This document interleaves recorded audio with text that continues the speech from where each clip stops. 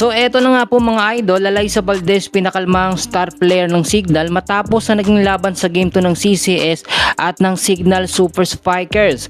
Alyssa Valdez, bakit nga ba binangkot hindi pinaglaro ng Creamline? Aalamin ho natin lahat ng mga detalye. So mga idol, no, muli 11 crown na champion po, gold medal ang Creamline Cool Smashers at napakaganda po na naging laban nila kahapon. Kung titignan ho ninyo, talagang ginamit na ng CCS ang kanilang pangmalakasan. Yung starting lineup, ito po ang halos nagdala sa pagkapanalo ng Creamline. Si Pang Spanaga, Gia Morado, Bede Leon, Tots Carlos, Bernadette Pons at si Gemma Galanza.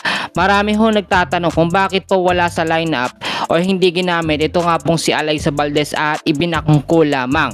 Ayon po sa ating mga nakuhang update, no, recent game, ito po ay nagkaroon ng injury, no, or medyo may iniinda ito sa kanyang katawan, kaya hindi po ito makapaglaro ng maayos. Alam naman natin pinagsiserve si Valdez para makita ng mga fans na kahit papaano binibigyan ito ng playing time, pero hindi po siya maibabad. Alam naman natin na si Valdez ho ay prone talaga sa injury, pero ginawa naman niya ang best niya.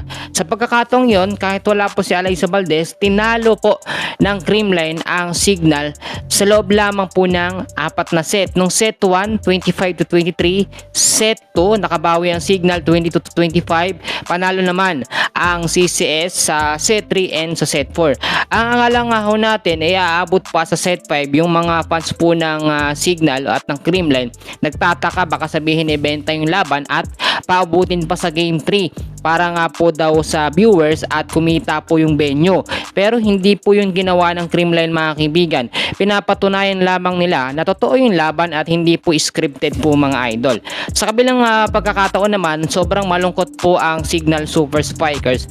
Pagkakataon na sana sa kanila para maka-gold medal at magkampiyon ngayong PBL Filipino Conference 2026. Pero hindi sila napagbigyan ng Creamline Cool Smashers. Kahit po maraming kampyonado na, no, ang CCS, palagi nilang pinapatunayan na sila po talaga ang champion team and humble team po talaga. Hanggat nananatili po sa CCS ang kanilang mga star player, magiging mas malakas pa ang CCS sa mga susunod na conference. Kaya naman nung mga nakaraang conference ay hindi po nakakaabot ng finals ng Creamline dahil hindi po buo ang kanilang starting lineup, no, yung original na starting lineup nila. Malinaw na malinaw sa atin na kapag merong Gia Morado de Guzman, merong Alyssa Valdez, merong Gemma Galanza, ay talagang napakahirap pong talunin ng Creamline Cool Smashers. Maganda din ang pinakitang pag-approach ni Valdez kay Bunny Gandler kung saan ay halos umiyak na ito at nalungkot po sa kanilang pagkatalo. Yan po muna ang update natin. Maraming salamat po sa inyong